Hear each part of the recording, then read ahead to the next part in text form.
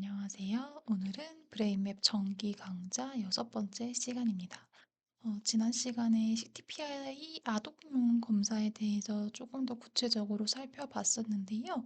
이제 오늘은 CTPI의 그간 기질과 성격 개념에서 조금 더 발전돼서 확인할 수 있는 내용인 성격 경향성과 방어 기제, 이제 파트 2에 해당하는 내용을 좀 설명을 드려보려고 합니다. 자,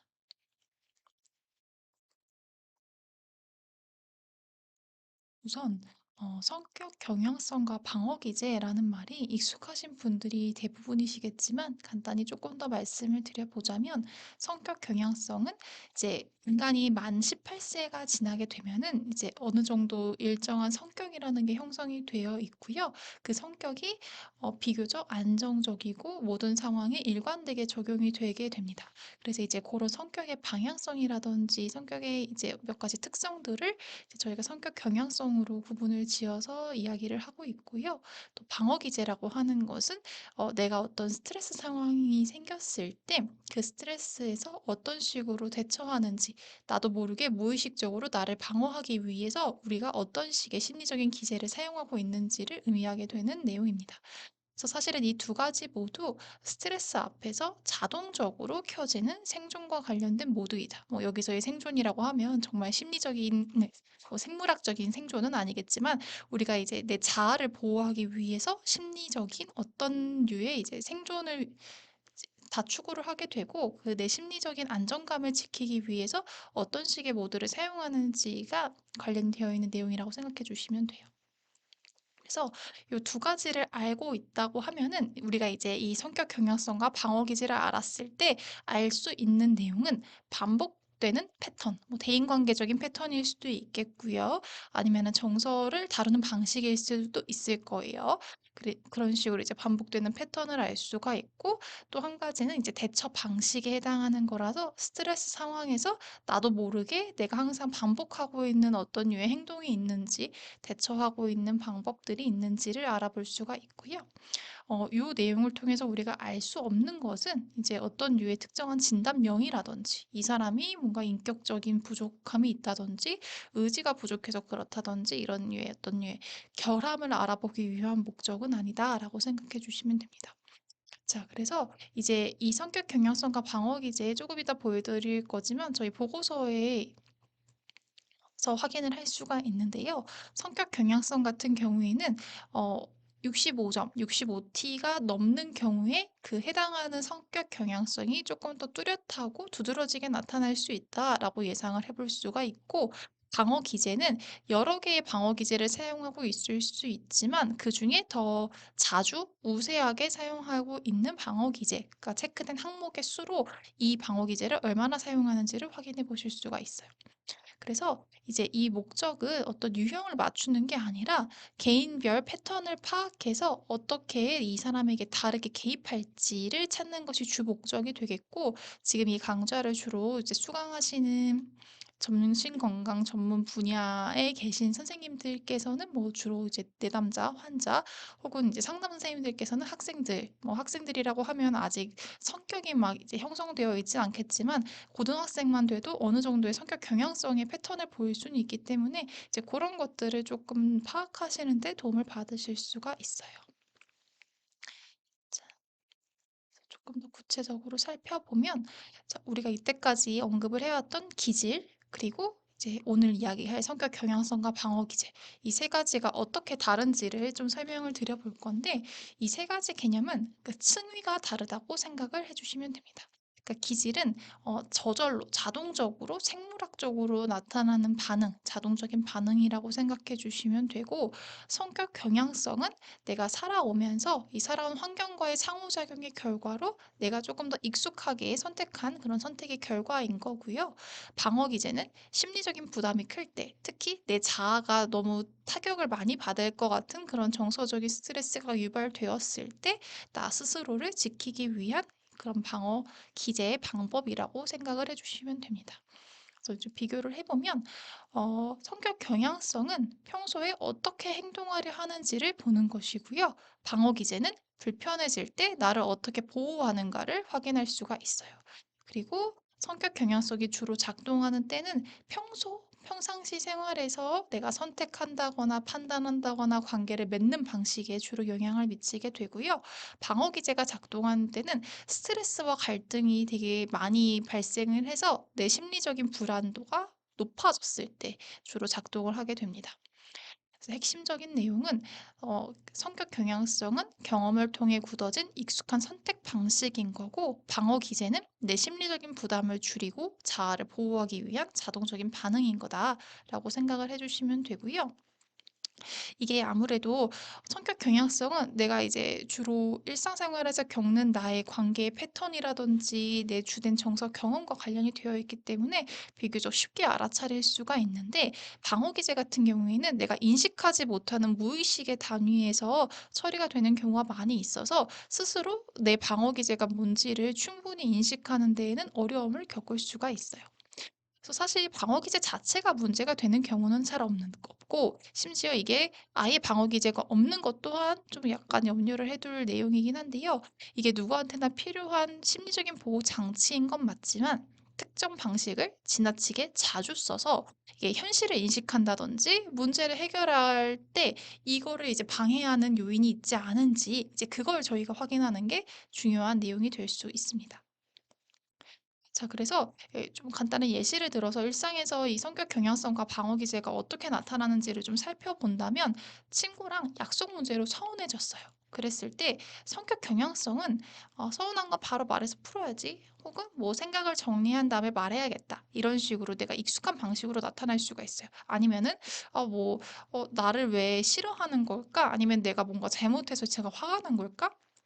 이런 식으로 그 친구의 어떤 행동을 해석하는 방식이랑도 관련이 될 수가 있어서 비교적 내가 익숙한 방식으로 인지할 수 있는 방향으로 나타나게 되는데, 방어 기제 같은 경우에는 실제로는 서운함을 느끼고 있으면서 난 전혀 신경 안 써, 이렇게 말을 한다거나, 아니면은 화가 났어요. 친구가 서운하게 해서 나를 화나게 했는데 그 화가 났다는 감정을 그대로 인정하지 않고, 인식하거나 인정하지 않고, 그냥 내가 요즘 좀 예민해서 그런가 봐, 이런 식으로 감정을 다른 방식으로 처리할 때 나타나곤 합니다. 그래서 마찬가지로 만약에 상사에게 지적을 받았을 때도 성격 경향성은 무엇이 잘못됐는지 확인하고 다음에 고쳐야겠다, 뭐 이런 식의 이제 대체적인 그냥 성격 경향성 평상시의 방식으로 드러나기도 하고, 이제 저희가 CTPI에서 다루게 될 이제 10가지의 성격 경향성에 따르면 뭐 상사가 나를 미워해서 앙심을 품고 그렇게 행동을 하는 거 아닌가라고 해석을 할 수도 있고, 아니면은 내가 완벽하게 하지 않아서 내가 이렇게 또 지적을 받았나 보다, 이런 식으로 자책하거나 내가 이제 충분히 할 수 있는 걸 안 해서 그렇다라는 식으로 해석하는 방향으로 드러날 수도 있어요. 자, 반면 이제 방어 기제는 지적을 받아서 상처를 받았어요. 이제 이 상황을 어떻게 해석했던 간에 여기에서 이제 상처를 받았는데, '저 사람은 원래 아무것도 모르는 사람이잖아.'라고 생각하면서 내 감정을 방어한다거나, 아니면은 그냥 갑자기 확 상사에게 덤벼서 화를 낸다거나, 이런 식의 이제 행동화하는 그런 식의 대처들로 나타나는 게 이제 방어 기제의 어 어떤 역할이라고 생각을 해 주시면 됩니다.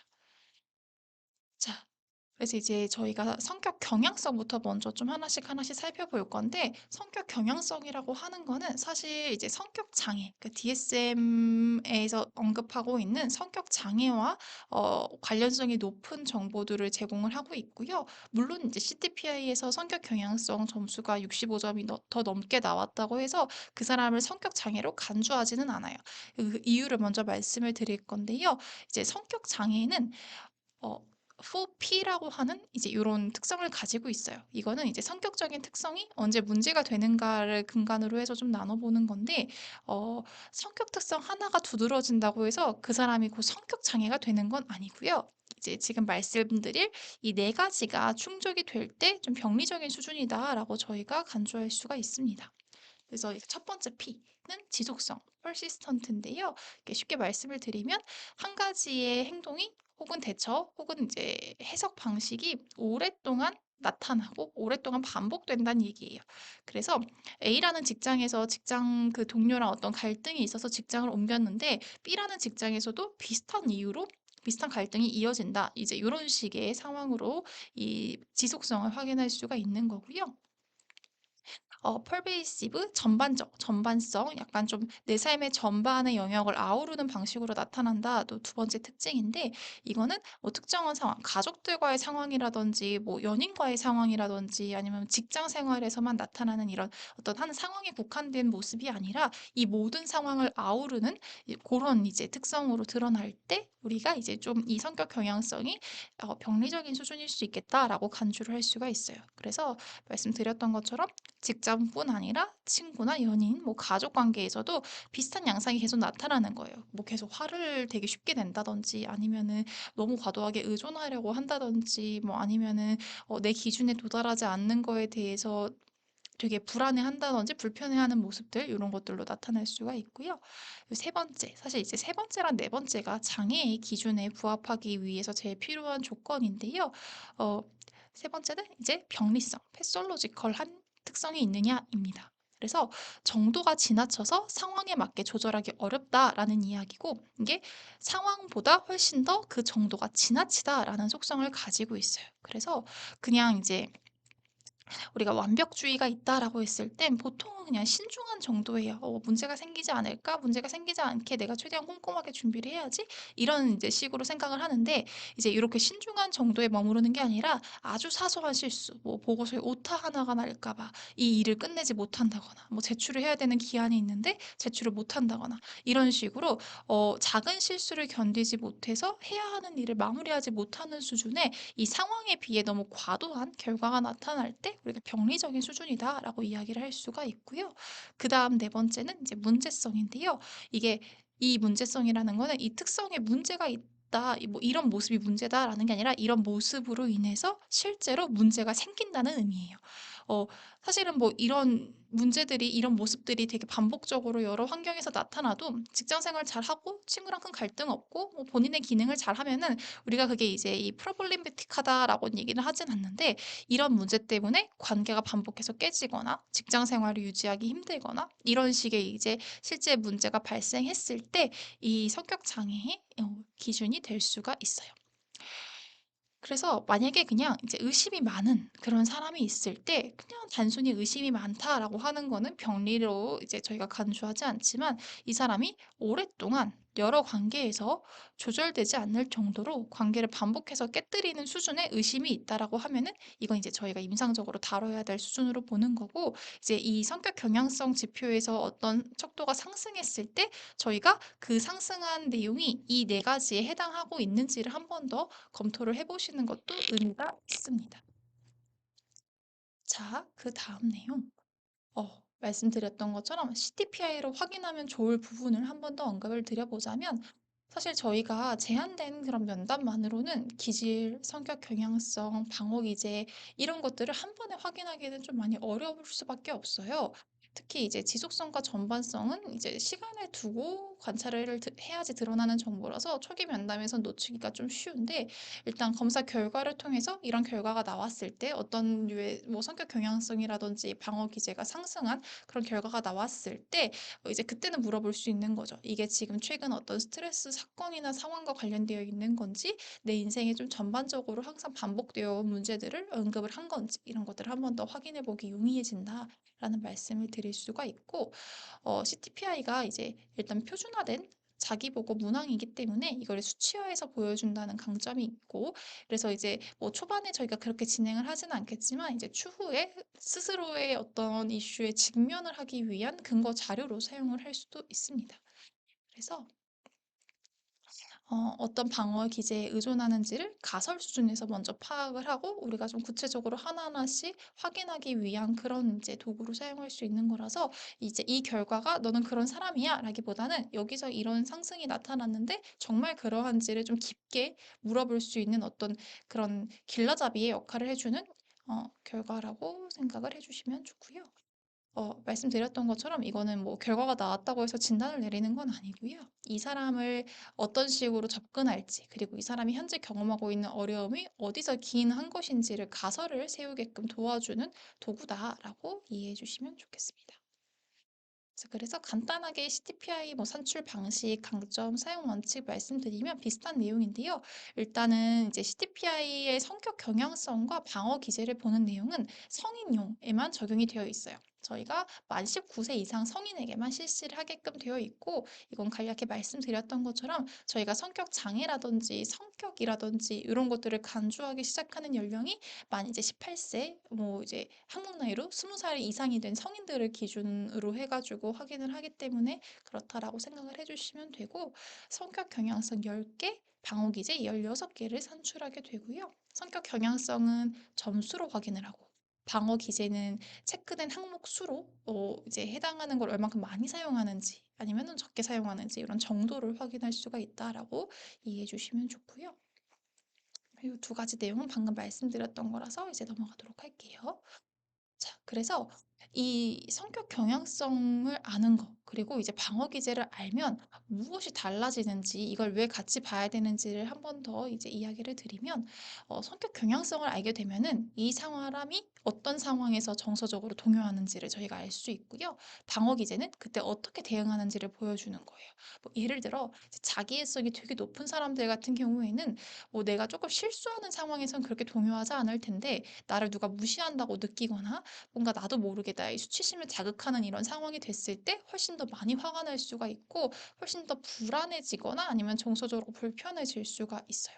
그래서 이제 어떤 상황에서 정서적으로 동요하는지는 그 사람의 성격 경향성으로 알 수가 있는 거고, 이 사람이 사용하는 방어 기제가 행동하다라고 하면은 나를 무시한 걸로 느껴지는 사람한테 즉각적으로 화를 낼 것이고, 뭐 아니면은 이 사람이 주로 사용하는 방어 기제가 합리화다라고 하면은 아, 저 사람이 알지도 못하니까 저런 거야. 뭐 이런 식으로 이제 그 사람이 나에게 보낸 피드백을 평가절하하기 위한 어떤 일련의 근거들을 확인을 해서 합리적으로 그걸 대처하려고 하는 그런 모습을 보일 수가 있을 거예요. 이제 이런 식으로 어, 요 내용들을 알게 되면은 크게 이제 이렇게 세 가지 정도의 강점을 가질 수가 있는데, 첫 번째로 저희가 이제 제가 이제 가정을 하는 건 주로 상담 장면이 될 건데요.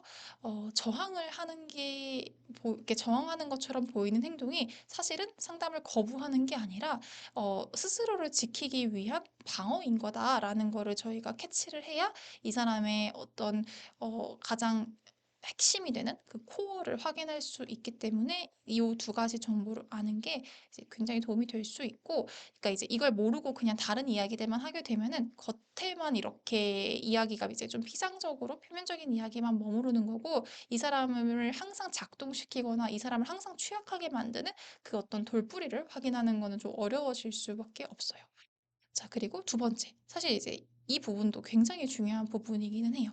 이게 사실 저희가 항상 치료를 제공할 때 혹은 상담을 제공할 때는 마음은 도움을 주고 싶고 이 사람이 더 적응적으로 행복하게 지내고 싶어 하는 그 의도를 가지고 저희는 모든 피드백을 제공을 하게 되고 항상 모든 이제 세션을 진행을 하게 되는데, 이 성격 경향성에 따라서 제가 하는 말을 다른 방식으로 받아들일 수가 있는 거예요. 그래서 이제 같은 개입을 내가 제공을 하고 싶을 때도 성격 경향성에 따라서 다르게 전달할 수 있다는 어떤 방법을 좀 배울 수가 있고요. 뭐 예를 들어 완벽주의적인 내담자에게는 "야, 일단 한번 해보세요." 이런 식으로 이제 이 사람을 격려하거나 행동을 좀 활성화시키기 위한 이런 저의 이런 어떤 피드백이 격려로 느껴지는 게 아니라 위협으로 느껴질 수가 있기 때문에, 그럴 때는 조금 다른 방식의 접근을 선택을 해볼 필요가 있겠고, 보통 그럴 때는 그냥 일단 해보세요 보다는 하기 전까지 겁이 나는 것들 우리가 같이 뭐 이렇게 문서화 시켜서 같이 작성을 해보고 점진적으로 하나하나씩 내가 할 수 있는 방법부터 시작을 같이 해봐요. 이런 식으로 진행을 하는 게 같은 결과를 위한 더 좋은 접근이 될 수 있겠다라고 생각을 할 수 있어요. 그리고 이제 라포 형성 속도에도 당연히 도움이 되겠죠. 왜냐면은 그 라포 형성 전략이 달라지기 때문이에요. 그래서 뭐 예를 들어 굉장히 자기애가 강한 사람한테는 상담자가 너무 이제 상담자의 권위를 내세우는 건 크게 도움이 되지 않을 수가 있고, 뭐 반면 너무 애정 욕구가 많은 사람한테는 너무 친밀한 관계를 내가 제공하는 것보다는 어느 정도 이제 거리를 두되 이 사람이 이제 필요로 하는 어떤 역동이 무엇인지를 파악하면서 이 사람이 이 관계에 대해서 뭘 재경험하게 할지 이런 것들을 저희가 생각을 하면서 접근을 나갈 수가 있고요. 말씀드렸던 것처럼 의심이 많은 내담자랑 보살핌 욕구가 많은 내담자는 거리를 좁히는 속도부터가 이제 정반대에 해당하는 사람이에요. 그래서 의심이 많은 내담자는 제가 아무리 좀 라포를 형성하려고 해도 이 사람이 나한테 무슨 의도를 가지고 이렇게 하는 건지부터 시작해서 저랑 정서적인 접촉을 이루는데 아주 많은 어려움을 겪기 때문에 그럴 때는 진짜 정서적인 접촉보다는 정서적인 접근보다는 그냥 '이 환경은 안전한 곳이다.'라는 안정감을 먼저 이제 습득할 수 있게끔 도와주는 게 필요할 거고, 보살핌 욕구가 너무 큰 내담자는 그 보살핌 욕구를 내가 다 충족시켜 주기보다는, 그래서 내가 너무 이 사람이랑 너무 밀착되고 밀접한 정서적인 본딩을 만드는 것보다는 이 사람이 굳이 이제 나에게 의존하지 않아도 본인의 이제 뭐 결정이라든지 본인의 감정을 스스로 인식하고 표현하고 선택할 수 있는 그런 류의 약간의 자율성을 주는 환경으로 설정을 할 수가 있는 거예요. 그래서 이제 그렇게 이제 이 사람의 성격 경향성에 따라서 우리가 제공하는 거는 결과적으로는 같은 방향을 가고 있지만 방법이 좀 달라질 수 있겠다라고 생각을 해주시면 좋습니다. 자, 그래서 이제 개별적인 내용들을 하나하나씩 살펴보도록 할 건데요. 우선 성격 경향성에는 10가지가 있어요. 저희가 이제 검사 결과에는 이렇게 어, 3개, 4개, 3개로 구분되어 있는 10개 항목을 보실 수가 있을 거고요. 요 50이라고 하는 평균선보다 오른쪽으로 멀수록 해당하는 경향이 뚜렷한 거라고 생각해 주시면 돼요. 그래서 가장 T점수가 높은 항목을 대표적인 성격 경향성으로 따로 설명을 해주고 있고요. 뭐 그런 게 두드러지지 않을 때는 두드러지는 성격 경향성이 없다라는 결과가 나오게 됩니다. 자, 우선 지금 여기서 말씀드렸던 것처럼 이렇게 하나, 둘, 세 개로 나눠진 거는 이제 우리가 DSM에서 말하는 성격 장애의 그 기준, 진단 기준이나 이제 분류 체계에 따르면 A군, B군, C군을 나눠 놓은 거라고 생각을 해주시면 되고요. 일단 그래서 A군, B군, C군이 각각 어떤 차이가 있는지를 먼저 간략하게 살펴보고 넘어가도록 할게요. 우선 A군에 해당하는 성격 유형들은 기본적으로 타인과 거리를 두려고 하고 같은 환경, 같은 상황, 같은 어떤 언급을 좀 다른 사람과는 다른 방식으로 조망한다는 특징이 있어요. 그래서 타인을 의심하거나 감정 표현이 드물어서 좀 관계에서 거리를 두는 경향이 특징인 거고요. 타인에 대한 의심은 사실 편집성에서 가장 두드러지는 것이긴 하지만 여튼 이 세 가지의 가장 핵심적인 특성은 다른 사람과 다른 조망을 가지고 있다. 그래서 상황을 해석하는 방식이 좀 언유저할 수 있다라는 것과 사람들과의 관계를 별로 필요로 하지 않고 약간 조금 거리를 두고자 하는 그런 속성이 있다라고 생각을 해주시면 됩니다. 자, 그 다음에 이제 B군에 해당하는 성격 경향성은 우선 B군의 특징은 감정이 크고 관계가 불안정하다는 특징이 있고요. 감정 표현이 크고 이제 좀 자기중심적인 경향이 있고 충동적인 특성 그리고 정서 기복이 두드러지는 경향을 대체로 다 가지고 있다라고 생각을 해주시면 되고, 해당하는 건 이제 연극성, 자기애성, 경계성, 반사회성 이렇게 이제 포함이 되어 있어요. 그래서 이제 정서적인 불안정성이 일단 있기 때문에 관계가 불안정할 수도 있고, 반대로 관계의 불안정성, 관계의 영향을 많이 받기 때문에 정서적인 동요가 많이 일어날 수도 있는 그런 이제 유형이다라고 생각해 주시면 되고, 이제 C군 같은 경우에는 C군의 핵심 특징은 불안이죠. 이제 불안이라는 감정을 굉장히 많이 느끼고 불안에 이제 조금 더 취약한 그런 성격 경향성이라고 생각해 주시면 되고, 이 불안 속에서 위축되어 있거나 아니면 이 불안을 누군가 줄여주길 원하면서 내가 믿을 만한 다른 대상한테 의지하거나 매달리려고 하는 그런 모습으로 드러날 수가 있고요.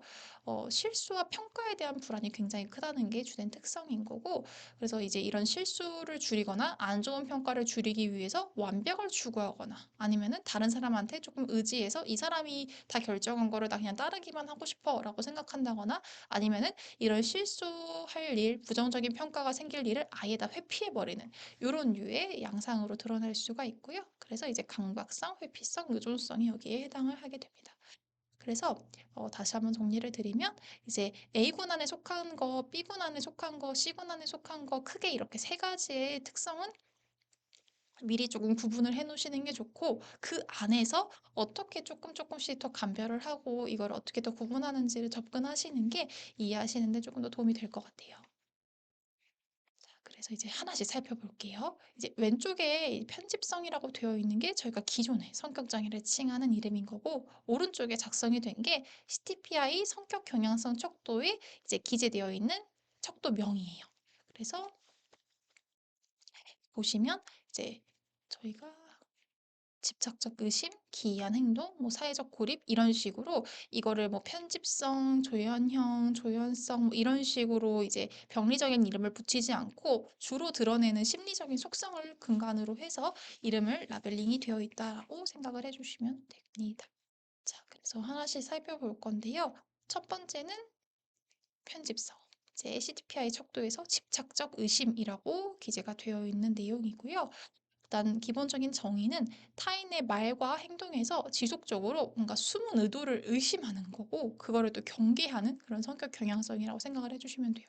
저 조금 쉽게 설명을 드리면 항상 마음속에 CCTV를 켜놓고 사는 것과 비슷한 상태인 거죠. 그래서 상대의 어떤 사소한 말 한마디, 이제 표정 하나, 어떤 행동 하나하나를 혹시 나를 속이려는 거 아니야? 뭐 나에게 뭔가 피해를 주려고 하는 거 아니야? 이런 식으로 녹화하듯이, 녹화해서 이렇게 돌려보듯이 계속 하나씩 따져보는 건데, 이제 가장 큰 문제는 이 CCTV가 필요할 때만 켜지고 이제 꺼져야 되는데 계속 켜져 있다는 점이에요. 그러니까 모든 사람들과 교류에서의 모든 말, 모든 표정, 모든 행동을 항상 자기를 뭔가 피해를 주거나 나를 속이려고 하는, 나를 기만하려고 하는 안 좋은 의도가 있는 게 아닌지를 항상 염려하고 그것 때문에 이제 화가 나기도 하는 그런 이제 성격을 가지게 되는 거죠.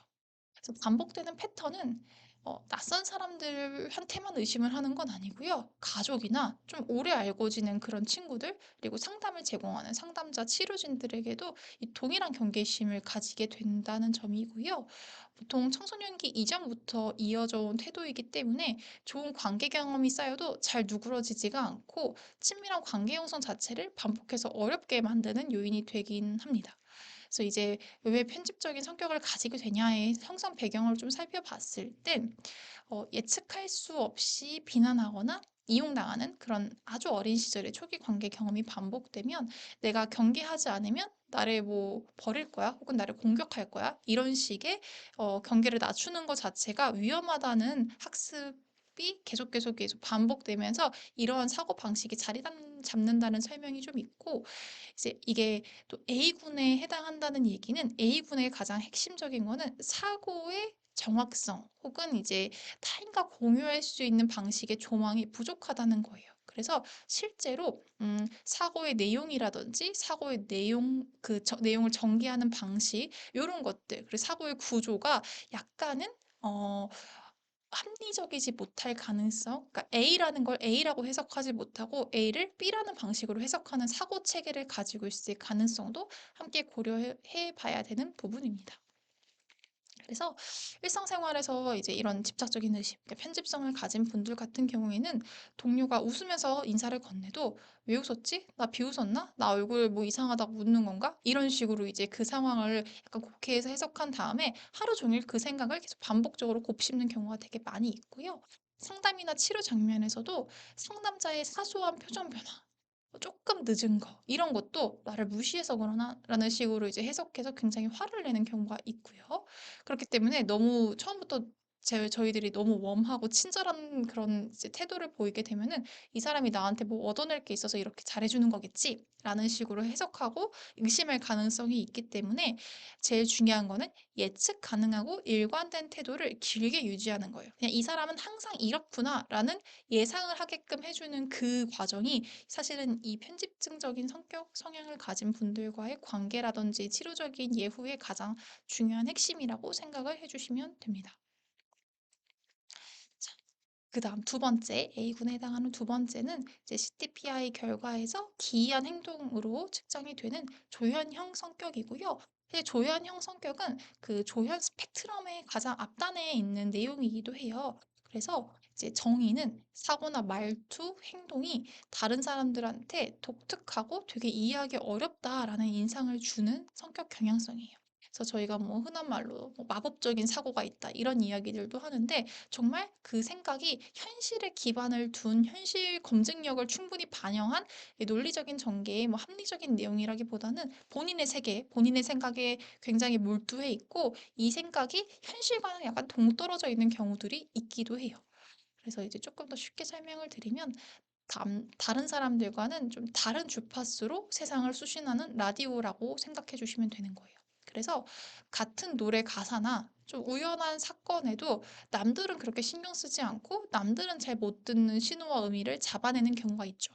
뭐 예를 들어 좀 극단적인 예시일 수는 있지만 이런 이제 주파수가 다른 거는 뭐 예를 들어 이제 TV에 어떤 사람이 나와서 이렇게 뭐 스마트폰을 들었다라고 했을 때 이 사람이 TV에 나와서 드는 스마트폰 거기서 지금 이걸 내가 봤기 때문에 내 스마트폰에 그 사람의 연락처가 뭐 그대로 동기화가 될 것이다. 뭐 이런 식으로 이게 현실적으로 일어나지 않을 일임에도 불구하고 이제 자기는 그게 현실이라고 생각해서 그 상황을 해석하는 이런 양상들이 나타날 수가 있고요. 반복되는 패턴을 살펴봤을 때는 일이나 관계, 여가 전반에서 이제 반복적으로 드러나는 사고와 표현 방식. 여기서 사고는 thought, 우리의 생각이에요. 그래서 사고 방식이 이제 독특하다라는 것이 가장 주된 특성인 거고, 이게 이제 너무 오랫동안 지속이 되어 온 특성이기 때문에 대화라든지 관계 방식을 바꾸기가 많이 어려울 수 있고요. 그래서 소통하는 거, 그리고 관계를 유지하는 거에 지속적인 어려움이 따를 수밖에 없어요. 어찌됐든 이제 대인관계라고 하는 거는 대화를 기반으로 하고 있고, 그러니까 언어적인 의사소통, 우리가 서로의 생각을 공유하는 과정을 기반으로 하고 있는데, 이 이제 생각을 서로 다른 사람과 공유하고 같은 지점을 도출하는 것이 어렵기 때문에 이제 관계의 어려움이 수반될 수밖에 없는 거고요.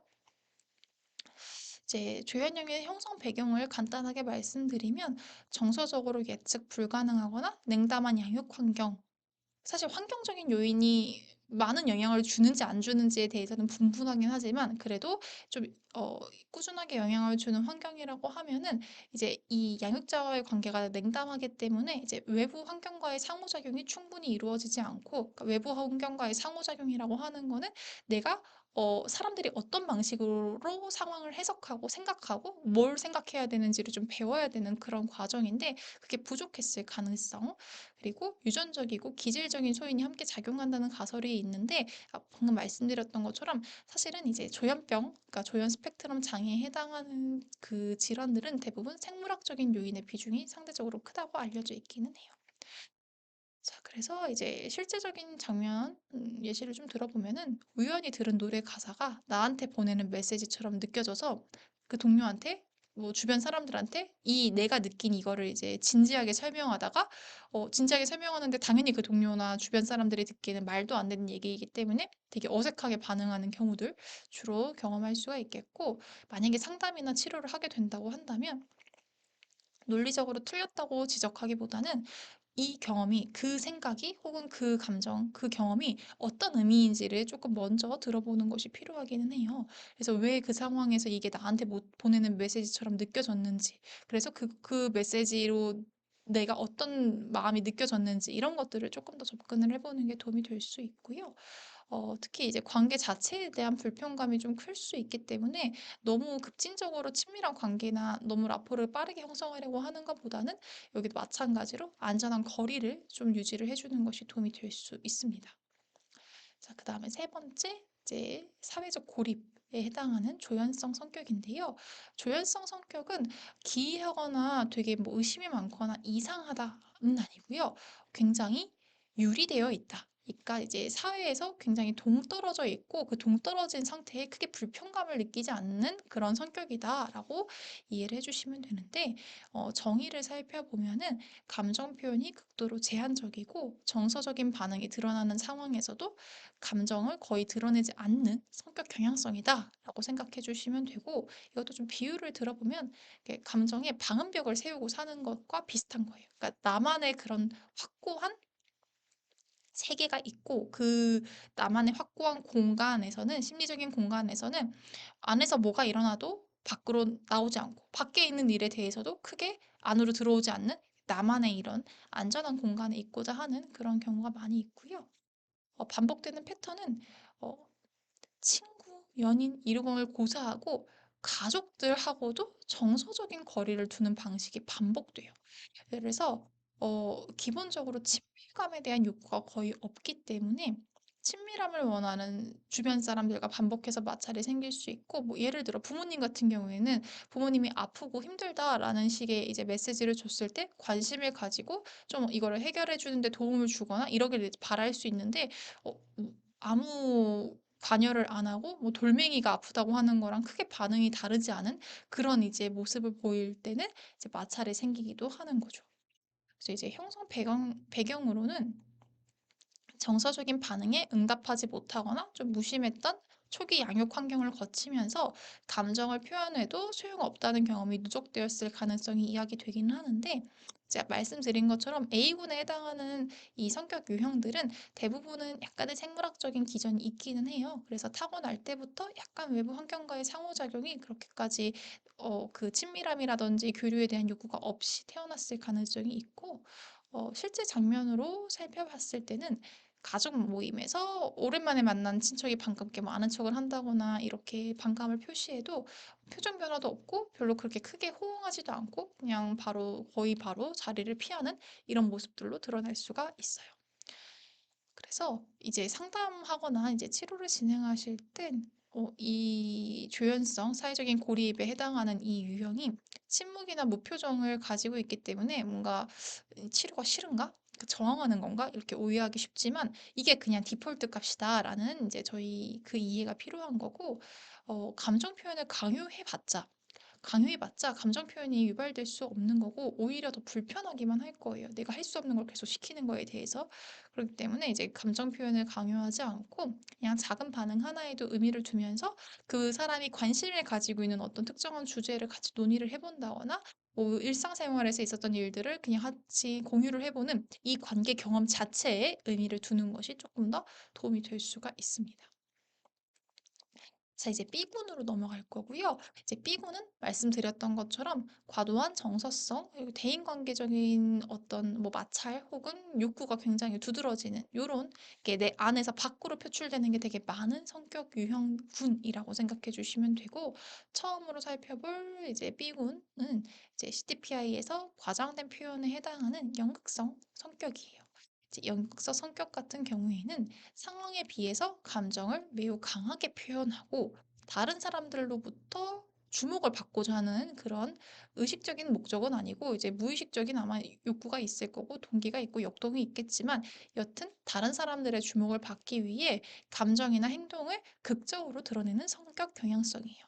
뭐 목소리가 너무 크다거나 뭐 지나치게 뭐 많이 크게 뭐 슬프지 않은 상황에서 굉장히 크게 운다거나 아니면은 너무 크게 웃는다거나 뭐 등등등 이런 식으로 사람들의 이목이 쏠릴 수밖에 없는 극적인 감정 표현 그리고 행동을 주된 특성으로 하고 있고요. 어, 좀 쉽게 이것도 비유를 들어서 설명을 드리면 항상 조명이 켜진 무대 위에 서 있는 것과 비슷해요. 연극성. 그러니까 연극의 그 주인공이 되고자 하는 마음이 되게 큰 거고요.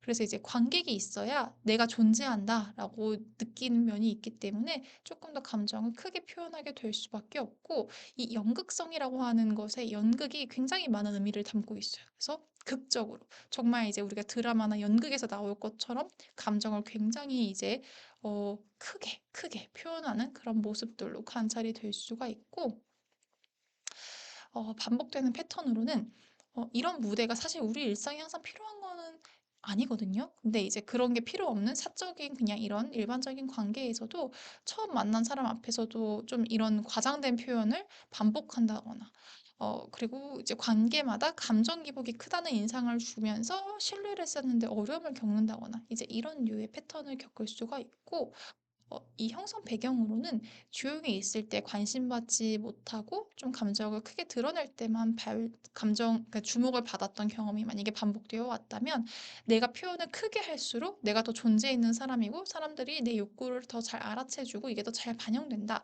이런 식의 이제 암묵적인 연합이 이루어지면서 이런 패턴이 자리를 잡는다는 설명이 있기도 하고요. 아니면 유년기에 이제 애정을 내가 충분히 받지 못했다라고 생각한다거나 아니면 반면 유년기에 너무 좌절없는 애정을 듬뿍 받았는데 이제 일상생활에서 이제 가정을 벗어난 환경에서 그만큼의 애정이 주어지지 않을 때 오는 그 갭을 보상하기 위한 체계라는 설명도 같이 진행이 되고 있습니다.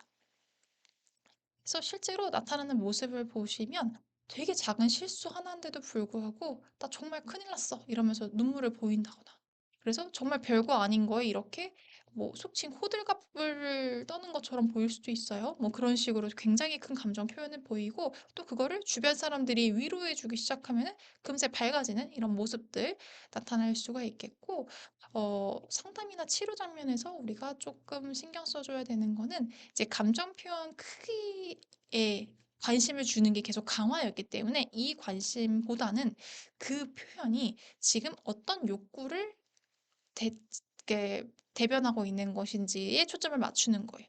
뭐 예를 들어 아까 위에서 예시로 들었던 것처럼 되게 작은 실수 하나에 굉장히 큰 감정 반응을 보였을 때 사람들이 이제 위로하면 그 감정이 줄어든다는 거는 이 사람은 '내 실수가 괜찮다.'라는 안심을 느끼고 싶었던 거 그리고 이게 별거 아니라는 걸 좀 확인받고 싶었던 욕구가 조금 더 컸던 것이기 때문에 이게 정말 큰일 난 게 이 사람의 문제는 아니었던 거거든요. 이제 그런 식으로 이 사람의 진짜 욕구가 무엇인지를 좀 확인하고 이거를 사실 궁극적으로는 원래 연극성 성격을 가진 경우에 통찰이 되게 어려운 건 맞지만 그래도 피상적으로나마 이런 통찰을 얻게끔 해 주는 것이 도움이 될 수가 있죠. 자, 그다음 두 번째 이제 B군 성격에 해당하는 것 우월감으로 대표가 되고 있는 자기애성 성격이고요. 요새 뭐 되게 나르시시스트라는 말이 또 유행을 하고 있는데 그 나르하다라고 하는 것이 이 자기애성 성격을 의미하는 것입니다. 그래서 이제 쉬운 정의를 좀 드리면 나 스스로의 능력이나 가치를 매우 높게 평가하고 내가 특별한 존재라는 인식을 강하게 가지는 성격 경향성이라고 생각해 주시면 되고요. 조금 쉽게 말씀을 드리면 항상 나를 비추는 거울을 들고 다니는 거예요. 그래서 대화를 할 때도 내 말이 다른 사람한테는 어떻게 들어가고 저 사람은 무슨 생각을 하는지를 신경 쓰기보다는 내가 지금 저 사람한테 어떻게 보여지는지, 내가 어떻게 비치는지 이거를 더 먼저 신경 쓰는 그런 이제 항상 거울을 가지고 있는 사람이다라고 생각해 주시면 좋고요. 자기애성에서 조금 더 제가 항상 중점을 두고 설명을 하고 있는 거는 우리가 생각하는 나르는 외현적인 나르만 있어요. 그러니까 외현적인 자기애만 가진 사람들을 우리가 주로 생각을 하는데 사실 내현적인 자기애도 있거든요. 그래서 자기애에는 외현적인 방식과 내현적인 방식이 있다는 것을 이해해 주시는 게 필요하고 외현적인 자기애는 자신감과 우월감이 겉으로 드러나는 거예요. 그래서 나를 알리고 나를 내세우고 다른 사람들 앞에 나서고자 하고 좀 주목받고 싶어 하는 이런 이제 모습들이 주된 특성이라면 내현적인 자기애는 겉으로 볼 땐 되게 조용하고 예민해 보이긴 하지만 내면에는 똑같이 강한 인정 욕구랑 특별함에 대한 기대가 있는 거예요. 그래서 이제 난 되게 특별하고 대단하고 나는 이런 걸 인정받아야 된다는 마음이 있는데 이거를 내가 어 드러내기에는 조금 어렵고 그리고 심지어 이게 이제 사실 내 기대가 100 인데 내가 실제로 50에 해당하고 있을 때는 거기 그 50 정도의 갭이 이 사람들한테는 항상 그 현실에 대한 검증과 메타 인지가 아니라 좌절감, 위축, 수치심으로 드러나기 때문에 겉으로 볼 때는 그냥 조용하고 예민해 보이는 모습으로 드러날 수가 있다라고 생각해 주시면 되고 여튼 막 외현적으로 나를 어필하는 건 아니지만 그 속에는 '난 되게 특별한 사람이야.'라는 생각을 가지고 있는 그런 류의 자기애성의 성향도 있다라고 이해해 주시면 좋습니다. 그래서 반복되는 패턴은 일단 모든 관계에서 뭐 직장, 연인, 친구 관계를 가리지 않고 인정받아야 안정되는 패턴이 반복된다는 거. 그리고 오래전부터 이어진 자기 평가 방식이라서 좀 비판 앞에 쉽게 물러서지 않고 누가 나를 이제 비판하거나 나한테 부정적인 피드백을 했을 때 뭐 그걸 수용하고 나를 이제 조율해서 발전하고 뭐 이런 식의 이제 좀 점진적인 발전보다는 오히려 그렇게 나에게 비판을 주었던 관계를 정리하는 쪽으로 반응하기가 쉽고요. 이런 성격이 형성된 배경에는 성취에 대해서만 조건적으로 칭찬을 받았거나 반대로 과도하게 이상화된 존재로 대우받은 성장 경험이 관련되어 있다라는 가설이 있어요. 그래서 집에서 너무 이제 최고다라고 키워졌을 때도 자기애성이 생길 수가 있는 거고 반대로 내가 뭔가를 잘하고 남들보다 더 뛰어난 모습을 보였을 때에만 그때에만 나에게 긍정적인 강화가 주어졌다면 그렇지 않은 나의 모습은 중요하지 않다라고 느껴질 수밖에 없어서 '나는 더 특별하고 대단한 사람이 되어야 돼.'라는 암묵적인 가설이 생길 수가 있거든요. 그렇게 이제 형성이 될 수 있고요. 그다음에 이제 실제로 나타나는 모습을 좀 살펴봤을 때는 외현적인 자기애는 투명해요. 그래서 내 성과를 자신 있게 어필하고 다른 사람들에게 칭송을 받기를 유도하는 이런 모습들, '내가 제일 최고고 내가 제일 잘났어.' 이런 모습들을 보일 수가 있는데, 내연적인 자기애 같은 경우에는 같은 회의에 있을 때 아무 말도 안 하고 조용히 있다가 내 아이디어가 다른 사람 걸로 만약에 이렇게 소개가 됐다라고 하면은 내 특별함이 인정받을 수 있는 기회를 놓친 것이기 때문에 하루 종일 그 장면을 곱씹으면서 크게 상처를 받을 수가 있고요. 그러니까 누군가 칭찬을 받는 모습을 볼 때 '저게 내 몫이어야 됐는데.' 이런 생각들을 하게 될 수가 있어요. 그리고 이제 상담과 치료 장면에서 이거를 정면으로 "당신은 자기애성이 있고 수치심을 가리기 위해서 그런 겁니다." 이렇게 이걸 지적하면은 너무 이제 근간을 흔드는 위협적인 접근이 되는 거기 때문에, 외연적인 유형 같은 경우에는 성취 이면에 있는 불안정한 자기 가치감을 좀 살펴볼 필요가 있고, 내현적인 유형 같은 경우에는 오히려 말로는 되게 겸손하게 얘기할 수 있어요. 뭐 "아 전 그 정도는 아니죠." 뭐 "저는 그런 거는 못하죠." 이런 식으로 되게 이제 겸손하게 이야기할 수 있지만, 오히려 이게 과도하게 자기를 겸손하게 낮춘다는 것에서 이제 우리가 유추해 볼 수 있는 인정 욕구가 있기 때문에, 이제 그런 것들을 함께 다뤄봐 주는 거, 그리고 나 스스로에게 '인정 욕구가 있을 수 있겠다.'라는 거를 스스로 깨닫게 해 주는 것들, 이런 것들이 필요할 수 있습니다. 자, 그다음 이제 경계성 성격이에요. 경계성, 뭐 경계선 이렇게 이야기를 하고, 이제 보더라인이라고 이야기를 하는 이 불안정한 정서를 주된 특성으로 하는 이 유형은 일단 관계에서 오는 불안과 상실감에 굉장히 민감하고, 감정 기복이 크고 정서 반응이 극단적으로 변하는 성격 경향성이라고 볼 수가 있고요. 사실은 경계성 성격 같은 경우가 저희가 접할 때 가장 위험한 성격군인 이유는 극단적으로 정서가 바뀌고 굉장한 충동성을 가지고 있기 때문에 자해, 자살 등의 극단적인 선택을 하는 경우들이 많이 있습니다. 그래서 이제 좀 유념을 하게 되는 것이고요. 사실 이제 경계선, 이 보더라인이라고 하는 게 뭐의 보더라인이냐고 했을 때는 정신증과 신경증의 보더라인, 경계선에 있는 거라서, 이게 내 자아 정체감이 굉장히 불안정한 게 기본 특성이기 때문에 '내가 누구지?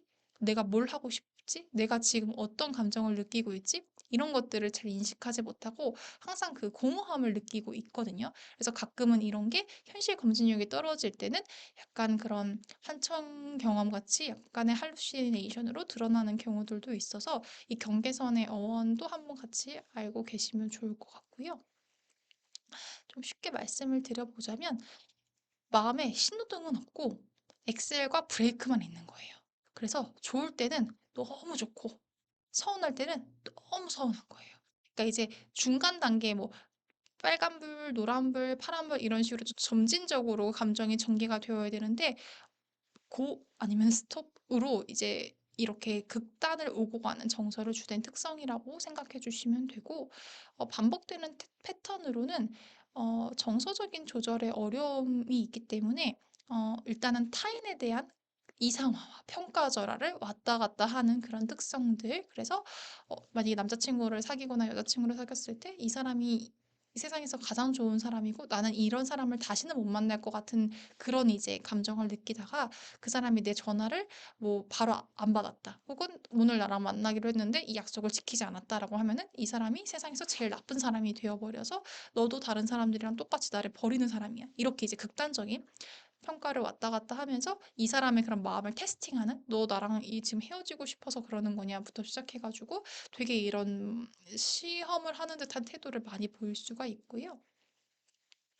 이런 성격이 형성된 배경으로는 사실은 이제 물론 경계선 성격도 그 충동성이라고 하는 것이 생물학적인 취약성이라고는 하지만, 사실 이제 성장 환경과 관련성이 굉장히 높아요. 저희가 이제 보더제닉한 환경이다라고 이야기할 정도로 감정을 표현해도 일관되게 받아들여지지 않는 환경, 특히 이제 정서적인 반응이 예측 불가능하거나 무효화되는 경험이 반복되면 이런 패턴이 자리 잡는다는 가설이 있긴 하고, 이제 보더제닉한 환경이라고 하면은 이제 어린 시절부터 이제 내가 가장 신뢰하고 믿을 수 있는 대상인 부모님으로부터 반복되는 폭행, 공격적인 대응 대처를 많이 받았거나, 아니면 일관된 어떤 양육 환경에 놓이지 못했을 때 되게 요 경계선 성격과 같이 안정성, 나 스스로에 대한 안정성, 환경에 대한 안정성, 정서적인 안정성, 뭐 이런 것들을 다 형성하지 못하게 될 가능성이 좀 높습니다. 자, 그래서 실제 장면 예시 제가 아까 잠깐 드렸던 말씀이랑 비슷한데 답장이 30분만 늦어도 '나한테 뭐 서운한가? 나를 이제 헤어지려고 하는 건가?' 이런 생각에 사로잡혀서 이별을 통보했다가 뭐 다시 그 사람이 "그런 게 아니라 뭐 지금 회의 중이었어." 이런 식으로 설명하면은 "나는 너랑 헤어질 생각 없고 나는 너밖에 없고." 이런 식으로 이제 다시 매달리는 이런 모습들 드러날 수가 있고요. 상담과 치료 장면에서 특히 이제 저희가 좀 힘들 수 있는 지점이 이런 지점이죠. 상담자를 이상화했다가 순식간에 평가절하 하는 흐름이 이제 반복될 수 있어요. 그래서 이거를 상담자 개인에 대한 평가, 내가 지금 뭔가 상담을 잘못하고 있어서 이 사람이 나를 깎아내리나? 이렇게 이제 받아들이는 경우에 너무 상처를 많이 받게 되기 때문에 이 사람의 이 패턴을 인식을 하는 게 상담자 스스로를 보호하는 데에도 도움이 되고 이 내담자의 근본적인 관계 패턴을 형성하고 이제 근본적인 관계 패턴을 변화하는 데도 도움이 될 수가 있습니다. 그래서 감정이 크게 이렇게 오갈수록 상담자는 일관된 경계에 반응 유지하는 것이 이제 일관된 태도로 안정감을 느끼게 해주는 거. 이 사람이 너무 따뜻한 위로를 받고 되게 공감받는 경험 이런 거보다는 일단 안정적이고 일관적인 환경을 경험할 수 있게끔 해주는 것이 더 우선적이다라고 생각해 주시면 좋습니다. 자, 그다음 이제 B군 해당하는 반사회성 성격인데요. 반사회성 성격 이제 저희 CTPI 척도명으로는 무책임한 폭력이라는 척도로 나타나고 있고 주로 위험한 행동을 보이는 걸 주된 특성으로 하죠. 그래서 이제 반사회성 같은 경우에는 사회의 규칙, 규범에 대한 인식이라든지 중요성에 대한 그런 인식이 별로 없는 성향이고요. 그리고 특히 이제 감정 조절하는 것이 굉장히 어렵기 때문에 그대로 내가 그때그때 하고 싶은 것을 바로바로 행동으로 드러내는. 그래서 계획하거나 어떤 결과를 고려하는 것보다는 즉흥적인 선택에 따라서 행동하는 성격 경향성이라고 생각해 주시면 돼요. 자, 그래서 이게 조금 더 쉽게 설명을 드리면 다른 사람의 피해를 알리는 경고등이 있는데 그거 자체가 눈에 잘 들어오지 않는 양상인 거예요. 그래서 상대방이 곤란하거나 상처를 받아도 그 신호가 내 행동을 멈추는 이유가 되지는 못하고요. 우리가 흔히 이제 사이코패스다, 뭐 소시오패스다 이런 이야기를 하는데 사실 그런 진단명이 있지는 않고 다만 이제 인상적으로 가장 유사한 게 이런 반사회적인 성격이다라고 생각해 주시면 되고요.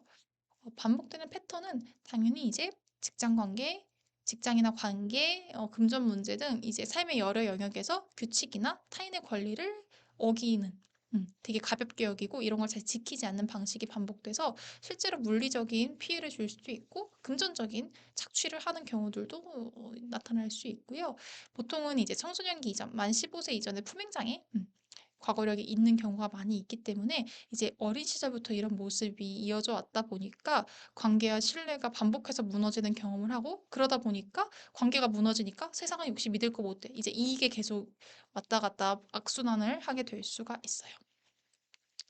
자, 그래서 이 형성 배경을 좀 살펴보시면 보통은 이제 일관되지 않은 훈육, 그리고 폭력에 대한 이른 노출, 안정적인 애착 실패가 관련되어 있다라는 연구가 주를 이루고 있고 어떤 단일 요인이 아니라 여러 가지 환경 요인이 겹쳐서 작용한다고 설명이 되고 있습니다. 그래서 실제로 돈을 빌릴 때마다 그럴듯한 사정을 지어내고 돈 안 갚고 연락 끊었다가 다른 사람한테 비슷한 식으로 접근하는 이런 모습들 많이 보일 수 있고 상대방이 곤란해하거나 내 행동으로 인해서 상대방이 어떤 피해를 받아도 별로 미안한 기색을 보이지 않을 수도 있어요.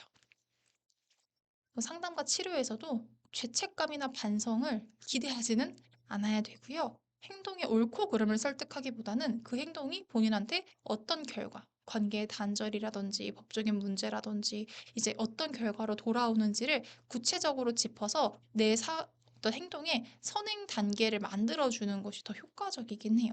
이거 그렇게 하는 건 너무 나쁜 행동이잖아요. 이거는 전혀 도움이 되는 행동은 아니고 그렇게 했을 때 뭐 징역을 살 수도 있잖아요. 이런 식으로 현실적인 그런 언급들을 해서 그 생각을 한 번 더 하게끔 도와주는 것이 이제 상담 혹은 치료의 목적이 될 수 있습니다.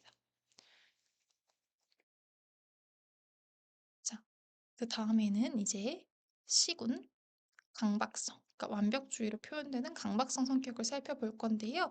아까 C군은 불안, 메인으로 가지고 있는 성격군이라고 이야기를 드렸고, 이 불안하기 때문에 내가 이제 실수나 실패가 없게끔 모든 과정을 완벽하게 미리 준비하려고 하는 강박성, 그런 상황, 실수나 실패가 이렇게 초래될 수 있는 상황 자체를 피하고자 하는 회피성, 이걸 누군가 해결해 주기를 바라는 이제 의존성, 이런 이제 성격군들로 구성이 되어 있고요. 첫 번째 강박성 같은 경우에는 명확한 기준과 절차를 중시하고 스스로 정한 방식에서 벗어나지 않으려고 하는 성격 경향성이에요. 그래서 머릿속에 항상 채점표를 들고 다니는 거랑 비슷하다라고 생각해 주시면 되고, 나뿐만 아니라 주변 사람들까지도 내가 만든 엄청나게 빡빡한 채점표를 통해서 항상 검증을 하고 검사를 하는 그런 이제 태도를 보일 수 있어요. 그래서 이 통과선을 넘지 못하면 나 스스로도 불편하고 누군가 이거를 넘지 못하는 걸 보는 것도 불편해할 수 있습니다. 그래서 반복되는 패턴은 업무뿐만 아니라 여가, 관계, 뭐 정리정돈 이런 삶의 여러 영역에서 동일한 기준과 절차, 내가 원래 하던 방식대로 해야 된다라는 그런 집착이 반복될 수 있고, 이게 되게 오랫동안 이어진 방식이라 상황이 바뀌어도 기준을 낮추기가 되게 어렵고, 결과보다 과정에 매달리다가 마감을 못 지키거나 관계를 놓치거나 이런 일들이 이제 되풀이될 수가 있어요. 그래서 이제 강박 장애랑 강박성 성격은 확연한 차이가 있고, 강박 장애는 내가 원치 않는 실습적인 강박적인 사고, 그걸 없애기 위한 중화 행동, 그러니까 강박 행동에 해당하는 것이 내가 스스로 불편하게 느껴지는 자아 이질적인 그런 질환이라면, 강박성 성격 장애 같은 경우에는, 강박성 성격 같은 경우에는 내가 정한 이 어떤 절차나 규칙, 방법들을 그대로 따라야 마음이 편안해지고, 이게 이상하다고 스스로 느끼지 못하는 그런 자아 동조적인 특성을 가지고 있습니다. 그래서 이런 강박적인 성격이 형성되는 배경에 가장 주되게 언급되는 거는 학문기적인 성격이 고착되어 있다인데, 이제 어린 시절에 실수에 엄격하고 성취와 규칙 준수를 강하게 요구했던 양육 환경, 특히 이제 배변 훈련을 할 때 아이들이 너무 수치심을 느끼게끔 그걸 통제하지 못한 거에 대해서 되게 부정적인 피드백을 많이 받았다고 한다면, 이 통제, 내 기본적인 욕구를 통제하는 것이 이 사람의 가장 주된 역동이 된다라고 하는 가설이 있고요. 통제할 수 없는 것을 통제하려는 시도로 이해되기도 합니다. 그래서 이제 실제 장면으로 봤을 때도 보고서를 다 완성해 놓고도 문장 하나 어순이 마음에 걸려서 밤새 다시 고치다가 결, 결국에는 내가 완성한 보고서도 제출을 제대로 제때 못하는 이런 모습들 많이 겪을 수가 있고, 상담이나 치료를 하는 과정에서도 회기의 시작이나 종료 시간, 약속 방식 이런 것들이 조금만 바뀌어도 크게 동요할 수 있기 때문에 구조를 미리 예고하고 지키는 것이 이제 안정감을 줄 수가 있고요. 제일 중요한 거는 큰 문제 생기지 않는다. 그렇게 완벽하지 않아도 괜찮다. 이런 경험이 작은 과제에서부터 반복해서 쌓아 나가는 것들을 굉장히 핵심으로 가지고 있어요. 자, 그다음 이제 회피성 성격 같은 경우에는 이제 사회적 위축 척도에 해당하는 내용이고요. 사람들과의 관계에서 거절 그리고 비난 이런 거를 받은 것도 아니고 받을 것에 대한 불안이 상당히 높은 거고요. 그런 일이 생길 것이 너무 불안하기 때문에 대인관계 자체에 부담을 느끼는 성격 경향성이라고 생각해 주시면 돼요. 그래서 좀 쉽게 비유를 들어보자면, 이렇게 문 앞에서 들어갈지 말지를 계속 망설이는 것과 비슷한 상황이다. 그런 성향이다 생각해 주시면 되는데, 안으로 문을 열고 안에 들어가고 싶긴 하지만 문을 여는 순간 누군가 나를 다 쳐다봐서 나를 안 좋게 생각하거나 내가 누구를 실망시킬까 봐 이 손잡이를 놓지 못하고 그냥 잡은 채로 있는 그런 이제 상태인 거예요. 그래서 아마도 이제 반복되는 패턴으로는 새로운 사람이 포함되어 있는 자리이든 뭐 오래된 모임이든 간에 관계를 시작하는 거, 관계가 깊어지는 거, 이럴 때 항상 긴장과 그 긴장감을 없애기 위한 회피, 그러니까 당장 피하면 그 긴장감이나 내가 걱정했던 일은 발생하지 않으니까 그걸 회피하는 그런 대처가 반복되는데, 다만 이제 이런 회피라고 하는 대처가 결국에는 내 불안을 감소시켜주는 강화인이 되다 보니까 이 사람들이 회피하는 대처를 계속 반복할 수밖에 없고, 그 회피가 계속 반복되니까 원하는 것도 하지 못하고, 뭐 심하게는 면접을 가는 것도 이제 그냥 안 가버리고, 면접에서 내가 안 좋은 질문을 받고 망신당하면 어떡하지? 이제 이런 생각을 하다가 면접도 안 가는 이제 이런 일들을 보일 수가 있어요. 그래서 형성 배경으로 살펴봤을 때 어린 시절 되게 거절이나 조롱이 반복되어 왔다거나 과도한 비교나 비판을 받은 경험이 이제 쌓여왔다면 나를 노출하는 거는 항상 이렇게 나에게 수치스럽고 뭔가 부정적인 결과만 오는 거야 라는 식의 암묵적인 연함이 생기면서 두려움으로 이어질 수 있다라고 볼 수 있고요. 지금 말씀드렸던 것처럼 서류 전형에 합격해서 면접 날짜 통보받고도 떨어질 것 같아서 면접에 안 가는 이런 모습들 나타날 수 있고 상담하고 치료에 있어서도 이제 회피성 같은 경우에는 좀 조심스럽게 접근을 하는 건 필요하고 이제 그 상담자의 표정이나 반응 하나에도 나를 뭔가 안 좋게 생각하나? 내가 뭐 말 실수했나? 이런 것들을 염려할 수 있기 때문에 그런 것들을 느끼지 않게끔 계속 한 번 한 번씩, 한 번씩, 한 번씩 확인시켜 주는 것이 필요할 수 있습니다. 그래서 이렇게 작은 자기 노출을 시도했을 때 '내가 안전하다. 별일 안 생겼구나.' 이런 것들을 계속 경험을 쌓게 해 주는 것이 가장 핵심적인 저희의 과제라고 할 수 있죠. 자, 그다음 이제 마지막 성격 경향성인데요. 보살핌 욕구를 주로 하는 의존성 성격이에요.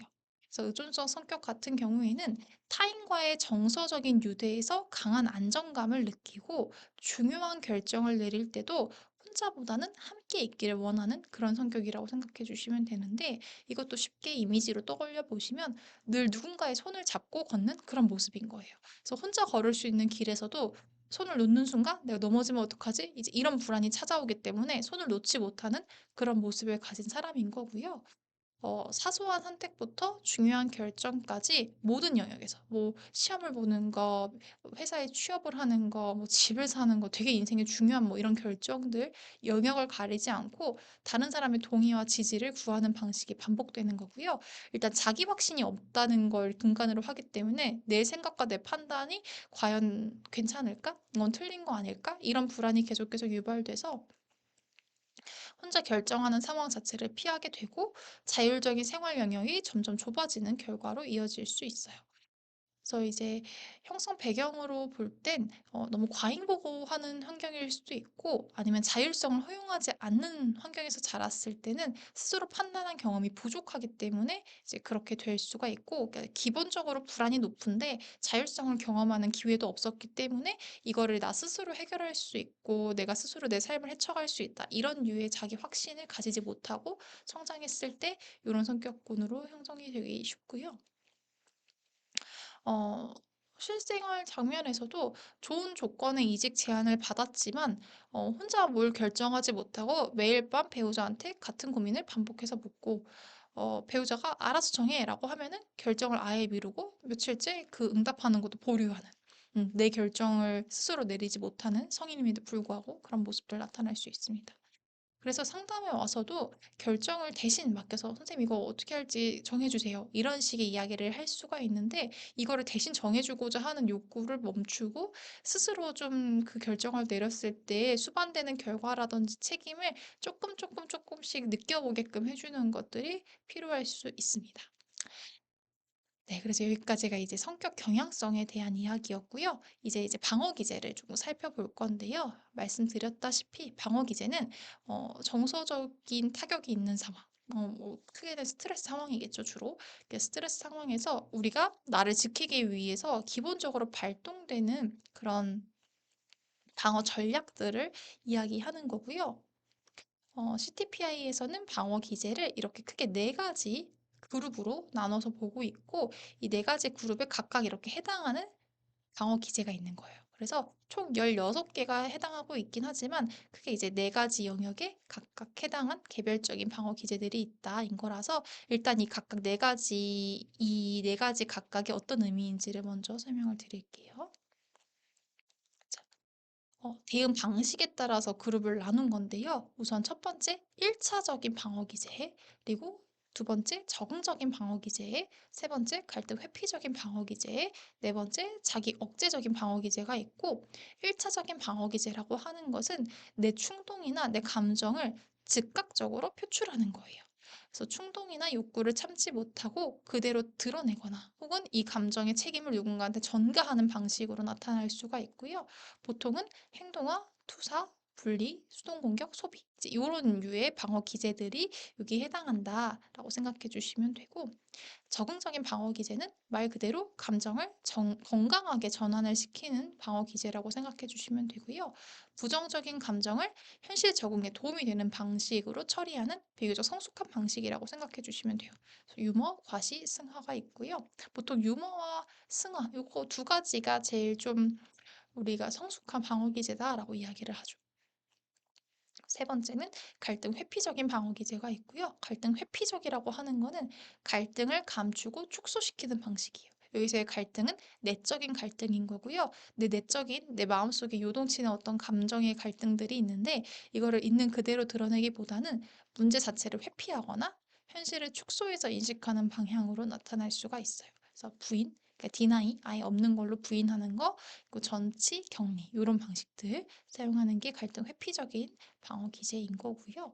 그다음에 자기 억제적인 방어 기제는 여기 억제라는 말처럼 내 감정을 억누르고 거리 두려고 하는 시도예요. 그래서 부정적인 감정이나 갈등을 내 밖으로 드러내지 않고 스스로 억누르거나 오히려 반대 방향으로 바꾸어 표현하는 거. 그래서 억제, 회피, 취소, 방동 형성, 합리화 이런 식의 이제 방어 기제들은 자기 억제적인 방어 기제에 해당한다고 볼 수 있어요.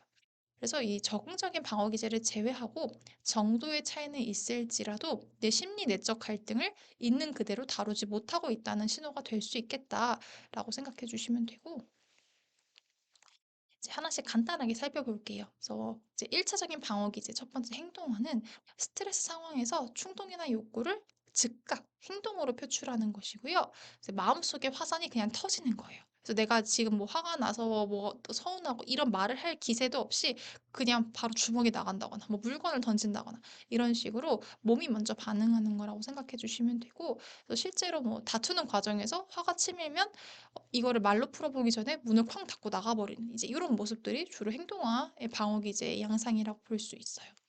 그래서 이제 저희가 만약에 행동화의 방어 기제를 자주 쓰시는 분들 같은 경우에 가장 중요한 거는 그 행동 뒤에 붙어 있는 감정이 있을 거예요. 그래서 그 감정을 스스로 인식하고 말로 표현하게끔 언어를 계속 만들어주는 거예요. 스스로 그거를 이제 언어화하지 못하고 있기 때문에 그걸 계속 언어화할 수 있도록 도와주는 게 필요합니다. 자, 그다음에 이제 투사의 방어 기제는 말 그대로 이 프로젝션이라고 하는 것처럼 내 거를 저쪽으로 이렇게 투영시키는 거예요. 그래서 내 불편한 감정이나 충동을 타인에게 전가하는 방어 기제라고 생각해 주시면 되고, 쉽게 설명을 드리면 내 얼굴에 묻은 얼룩인데 이거를 거울 속에 있는 사람 탓으로 돌리는 거랑 비슷하다고 생각해 주시면 돼요. 그래서 실제로 내가 서운함이 있는 건데도 불구하고 너가 나한테 화났지? 너가 나한테 서운한 거 있지? 그래서 지금 나한테 이렇게 뭔가 떨떠름하게 행동하는 거지? 이런 식으로 이제 캐묻는 모습들이 내 감정을 그 사람이 느끼는 감정인 것처럼 이렇게 투영하는 거다라고 생각해 주시면 되고, 투영보다는 조금 더 적극적이죠.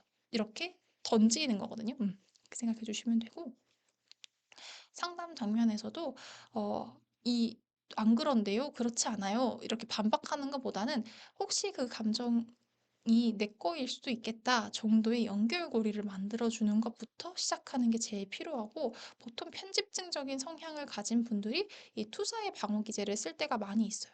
그러니까 내가 지금 뭔가 마음에 안 들고 화가 난 상황을 "너가 그런 거지?"라는 식으로 그 사람한테 이렇게 넘기는 경우들이 많이 있고, 그러다 보니까 그 사람이 화가 나한테 나 있으니까 나는 그러면은 내가 피해 입지 않기 위해서 계속 경계하고 조심해야지 이런 태세를 보일 수가 있거든요. 생각해 주시면 되고, 그다음에 이제 스플리팅이라고 하는 분리라고 하는 방어 기제는 나 혹은 타인을 지나치게 긍정하거나 부정해서 단편적으로 인식하는 방어 기제예요. 그러니까 이거는 흑백 스위치만 있는 거예요. 회색 지대가 없이 다 좋거나 다 나쁘거나 이런 식으로 이제 완전 이제 all or none으로 이제 스플리팅을 시키는 거고요. 그래서 실제로도 어제까지 세상에서 제일 좋은 상사였던 사람이 나한테 한마디 했다고 최악의 인간, 이런 사람은 세상에 없어. 이런 식으로 완전 평가절하가 되는 이런 양상이 제일 많이 나타날 수가 있고, 상담하실 때도 극단적인 평가가 나올 것 같을 때는 그 사람의 좀 다른 면을 함께 떠올려 보게 하는 것, 그러니까 회색 지대를 계속 만들어 주는 거, 그 사람이 그러면 그렇게 좋았던 이유는 뭐였는지를 한 번 더 떠올려 보게 하는 거, 뭐 이런 것들이 되게 도움이 될 수가 있어요. 그다음에 이제 수동 공격은 말 그대로 공격은 공격인데 수동적, 간접적으로 표현하는 것이에요. 그래서 내가 직접 공격을 표현했을 때 안 좋은 피드백이 돌아오거나 관계가 또 헤쳐지는 거, 그리고 내가 화를 내는 것 자체가 좀 두려운 경우, 이 수동 공격을 많이 사용하게 되는데, 불만이나 공격을 간접적으로 표현하는 방식이다라고 생각해 주시면 되고, 그래서 화가 났다고 말하는 것 대신 눈을 안 마주친다거나 아무 말도 안 한다거나 갑자기 뚱해 있는 이런 이제 모습들이 이제 수동 공격에 해당할 수가 있고, 실제로도 부탁받은 일을 대놓고 거절하지는 않지만 마감을 자꾸 미루면서 약간 무언의 불만을 전하는 모습이라든지 이런 것들. 그리고 이제 부부싸움을 했을 때, 부부싸움도 아니에요. 뭐 차라리 싸우면 괜찮은데 어느 순간부터 갑자기 남편이 아무 말도 안 하고 그냥 뚱하게 있다, 이런 식의 경우일 때는 뭔가 마음에 서운한 게 있는데 이거를 직접 말하는 게 불편하기 때문에 간접적으로 내 이 불만족감을 전달하는 모습들, 이런 게 관찰이 될 수가 있고, 상담 치료 장면에서도 좀 이 내 불만족감을 말로 전달할 수 있는 그런 기회를 계속 만들어 주는 것들이 필요할 수 있습니다. 그리고 이제 1차적인 방어 기제에 해당하는 소비 또한, 이제 내 감정을 해소하기 위해서 물질적인 소비나 충동적인 행동을 사용하는 방어 기제라고 생각해 주시면 돼요. 그래서 이게 마음의 허기를 지갑을 열어서 채우는 거예요. 그래서 내가 지금 뭐 오늘 상사한테 되게 많이 혼나서 속상한 마음이 있을 때 이거를 뭔가 새로운 물건을 사는 걸로 더 좋은 감정으로 이걸 덮으려고 한다든지, 이런 모습들이 주로 이제 소비의 방어 기제에서 많이 나타날 수가 있고, 특히 이제 과소비하는 경우에 우리가 이게 정말 뭐 양극성 장애의 증상인지 뭐 이런 거 등등등을 이제 확인하게 되는데, 주로 이제 소비가 되게 과소비가 많고 소비 습관이 좋지 않다라고 하는 경우에는 내 불편한 감정을 즉각 없애기 위해서 선택하는 다른 방법의 하나일 수가 있어서 요거를 확인해 주시는 게 굉장히 필요합니다.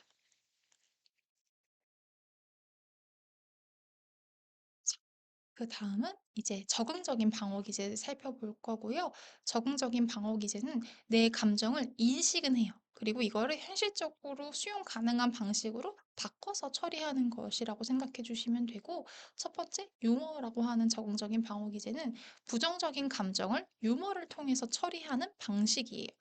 그래서 음 무거운 짐을 그냥 끄는 게 아니라 바퀴를 달아서 끄는 것처럼 짐의 무게는 그대로이긴 한데 조금 더 수월하게 이거를 처리하는 방법이라고 생각해 주시면 되고, 뭐 예를 들어 발표 자료를 잘못 띄웠어요. 내가 되게 부끄럽고 민망한 상황에서 뭐 "오늘 특별 이벤트예요." 이렇게 웃어 넘기고 다시 시작한다거나, 아니면은 내가 되게 나를 화나게 만드는 어떤 상사가 있다라고 했을 때, 혹은 뭐 어떤 뭐 관계가 있다라고 했을 때 그 상황을 그냥 조금 웃음거리로 재밌는 방식의 에피소드로 바꿔서 말하는 이런 양식들이 이제 유머의 방어 기제를 쓰는 경우인 거고, 이게 대체로 건강한 자원이긴 한데 그냥 웃어 넘기는 걸로 넘어간 이 감정들 중에 좀 진지하게 다뤄야 할 감정이 있는데 그걸 그냥 이렇게 그때그때 좀 편안한 방식으로 넘기고 있는 건 아닌가 한번 확인을 해 주시면 좋습니다. 그다음에 이제 과시인데요. 우리가 과시라고 하면은 되게 안 좋은 거라고 생각할 수는 있는데, 그래도 '나 이렇게 지금 불안하지만 나 괜찮아.' 라고 나 스스로를 좀 응원해 주는 마음이라고 이해를 해 주시면 좋아요. 그래서 뭐 예를 들어 프로젝트가 좀 삐걱삐걱거리고 일이 잘 안 진행되는 게 잘 안 될 때도 '이 정도는 내가 제일 잘 아는 분야야.'라는 자신감을 앞세워서 이게 좀 삐걱삐걱거리고 힘들다는 걸 알고 '내가 불안하긴 하지만 그래도 나 이거 잘 할 수 있어.' 이런 식으로 나를 조금 더 잘 인코리지를 하는 방법인 거고요.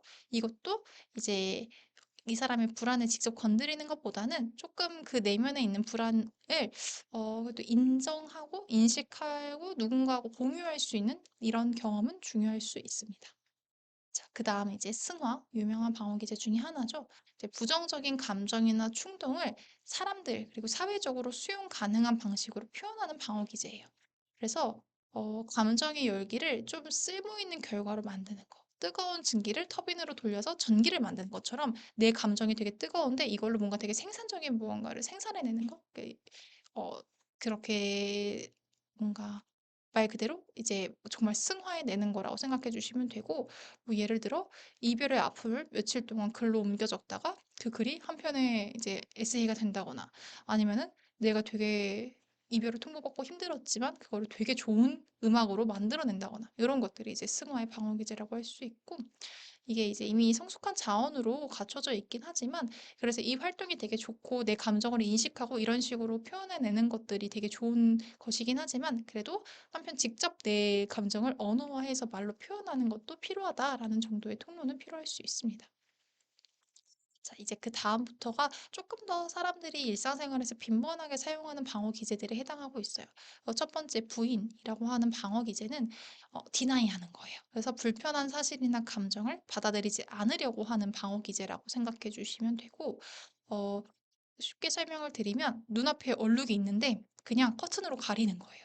얼룩은 있지만 내 눈에 안 보이면 그만이다라고 생각해 주시는 거라고 그러니까 없는 셈 치는 거다라고 생각해 주시면 되고 실제로 건강검진에서 뭔가 이상 소견이 나왔어요. 그래서 내가 되게 걱정되고 불안한 감정이 있지만 "다음에 다시 재보면 괜찮을 거야."라고 모른 척하면서 실제로 병원 예약은 하지 않고 그걸 그냥 없는 셈 치려고 하는 이런 시도들이 부인의 방어 기제라고 볼 수가 있고 여기에 오히려 좀 그 실제 사실을 정면으로 들이대면은 더 부인하려고 하는 경향이 많이 있기 때문에 내가 인정할 여지를 열어주는 속도 조절이 제일 관건이에요. 그래서 아예 다 아니다고 한 거에서 "그래도 이건 좀 맞는 것 같아요."까지 가는 게 제일 첫 번째 단계다. 그리고 그게 더 중요한 방식이다라고 생각을 할 수 있고요. 그다음 전치라고 하는 방어 기제는 부정적인 감정이나 충동을 그걸 유발한 대상이 아니라 다른 대상한테 표현하는 방어 기제예요. 그래서 집에 회사에서 막 화가 났는데 이거를 회사 사람이 나를 화를 내게 했으면 그 사람이랑 풀어야지 가장 사실 적절한 방식일 텐데 이거를 집에 와서 괜히 애꿎은 물건에 쏟아내는 거 혹은 이제 내 가까운 가족한테 쏟아내는 거 요런 것들이 이제 전치에 해당할 수 있고 예시를 들어 드렸던 것처럼 상사한테 혼이 나고 와서 퇴근하고 별일 아닌데 가족들한테 짜증내는 거 이런 것들이 A라는 상황과 A라는 대상에게 있는 나의 부정적인 감정을 내가 조금 더 내 감정을 받아줄 것 같거나 내가 처리할 수 있는 환경이라고 생각하는 B라는 데에 대신해서 어 해소하는 그런 모습인 거예요. 그래서 이 경우에는 감정의 원래 출처를 찾는 게 가장 중요한 과제가 될 수 있습니다. 그다음 격리, 아이솔레이션이라고 하는 방어 기제는 스트레스 상황 자체는 인정을 하지만 그에 따른 부정적인 감정에는 거리를 두는 거예요. "그래 나뭐 그런 일 있었지. 나 뭐 시험 떨어졌지. 근데 뭐 그래 나 별 감정 안 드는데?" 이런 식으로 그 상황 자체는 인정을 했지만 "거기에서 나는 그런 감정이 안 느껴져." 라는 식으로 사건을 뉴스처럼 보도하면서 감정의 자망은 꺼놓는 이제 이런 상황인 거고요. 실제로 이제 뭐 되게 가까운 사람 뭐 연인하고 헤어진 이후에도 "그런 일이 있었어." 이렇게 남의 얘기하듯이 담담하게 설명할 때 거기서 유발된 내 감정은 '내 것이 아니다.'라는 식으로 분리시켜 놓은 상태일 수 있어요. 그래서 사실 이때 이제 저희가 치료 장면에서 중요한 거는 내 감정을 내가 스스로 다시 접촉하고 연결하게끔 해 주는 그런 작업들이 필요할 수가 있고 이제 그다음부터는 이제 자기 억제적인 방어 기제에 해당하는 것들을 살펴볼 건데요. 첫 번째가 이제 억제예요. 그래서 감정적인 갈등이나 스트레스에 대처하기 위해서 의식적으로 내 생각, 감정, 충동을 피하는 방어 기제예요. 그래서 급한 일부터 처리하려고 알림을 꺼두는 것 같은 느낌인데 알림이 이제 꺼두는 거지 사라지지는 않는 거거든요. 그래서 이제 실제로도 속상한 일이 있어도 "아 지금 일에 집중해야 되니까 그 감정은 잠깐 미뤄 둘 거야. 그거는 나중에 내가 좀 시간이 날 때 처리해야지." 이런 식으로 이제 좀 묻어 두는 이렇게 내 안쪽으로 계속 묻어 두는 느낌이다라고 생각해 주시면 되고 이런 경우에 제일 상담이 필요하기는 해요. 그렇게 미뤄 둔 감정을 꺼낼 계기를 만들어 주는 것이 이제 치료적인 장면이기 때문에 이제 고 장면 자체로 치료적인 효과가 있을 수 있고요. 이제 회피, 뭐 철수라고도 해요. 이거는 이제 스트레스 상황에서 사람들로부터 거리를 두는 방어 기제예요. 뭐 사람들에서 유발되는 감정이 대부분이기 때문에 사람들하고 거리를 두기도 하지만 대체적으로 이제 우리가 철수해서 나에게 자극을 주는 상황들을 최대한 줄이려고 하는 방어 기제라고 생각해 주시면 되고 이렇게 파도가 칠 때 물에서 약간 이제 좀 벗어나는 뒤로 물러나는 이런 모습을 떠올려 주시면 되는데 이제 파도를 없애지는 못하겠지만 '내가 파도에 맞지는 않게끔 노력하는 시도다.'라고 생각해 주시면 되고 실제로 뭔가 갈등이 생겼을 때 그 상황에서 해결하려고 하는 것보다는 좀 며칠간 연락을 줄이고 좀 거리를 두는 그런 모습들로 드러날 수가 있고 물러서는 것 자체가 문제가 되지는 않겠지만 그게 조금 정리가 되고 나면은 이걸 좀 직면을 하고 다시 다뤄볼 수 있는 그런 시도가 필요한데 그게 가능하게끔 연결을 해 주는 건 도움이 될 수가 있어요. 그다음에 이제 취소, 언두잉이라고 하는 방어 기제인데요. 이거는 내가 스스로 수용하기 어려운 생각이나 행동을 무효화하기 위해서 반대되는 행동 혹은 이제 보상적인 행동을 하는 방어 기제이고요. 그러니까 내 감정이 지운다고 지워지는 게 아닌데 계속 지우개질을 하는 것과 비슷한 거예요. 그래서 실제로도 내가 홧김에 되게 심한 말을 뱉고 난 뒤에 평소보다 훨씬 큰 선물을 사서 건네거나 안 좋은 예시일 수 있지만 가정폭력을 한 이후에 그 다음 날에 막 아내에게 막 꽃다발 같은 선물을 해다 주고 더 뭔가를 잘해 주려고 하는 이런 보상하는 행동을 보이는 게 내가 그때 했던 행동을 없애기 위한 어떤 그런 책략이라고 볼 수가 있고, 여기서는 이제 보상 행동을 멈추게 하는 것보다는 그 행동을 만든 죄책감을 좀 직면하게끔 해주는 거, 그걸 직접 다루게끔 해주는 게 필요하고, 이게 본인한테 힘든 것도 뭐 힘든 거겠지만 관계에 그렇게 좋지는 않은 양상이기 때문에 이제 그거를 한번 다시 인지를 시키는 것도 도움이 될 수 있습니다. 자, 그다음 이제 자기 억제적인 방어 기제 중에 하나인 반동 형성인데요. 이게 수용하기 어려운 감정이나 욕구를 반대되는 반대의 감정으로 전환해서 표현하는 방어 기제예요. 이거 조금 쉽게 말씀을 드리면 내가 누구를 되게 미워할수록 되게 잘해주는 거예요. 미운 놈 떡 하나 더 준다. 거의 이제 그 수준으로 내가 되게 우울할 때 되게 유쾌한 척, 되게 이제 에너지가 있는 척 한다든지 내가 실제로 느끼는 감정을 반대되는 방식으로 이제 드러내고자 하는 시도라고 볼 수가 있고, 실제 장면의 예시로도 서운한 마음이 컸던 친구에게 평소보다 더 살갑게 선물을 건네는 거. 이게 이제 아까 취소랑 좀 다른 거는 이거는 서운한 마음이 클수록 평소보다 뭔가를 더 잘해주려고 하는 내 그 안 좋은 감정에 반대되는 그 감정으로 나를 땡겨가려고 하는 그런 시도가 있는 거고요.